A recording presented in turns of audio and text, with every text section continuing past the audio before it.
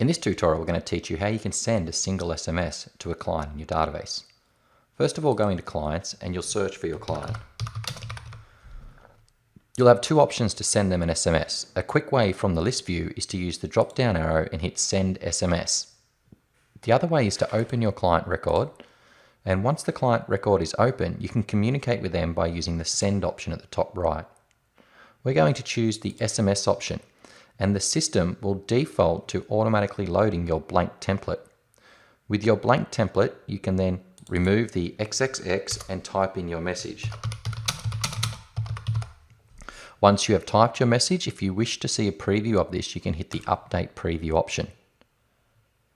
When you're ready to send, you can pick who you'd like the SMS to come from. It will default to your user. You can choose to send it now or to book in a date and time for that SMS to be sent. When you're ready to send, you'll hit the Send SMS option. This will then record in the history, in the SMS section against your client, that you have sent them a test SMS. And once it is sent, it will show in the summary, in your timeline against your client, that you have communicated with them via sending an SMS.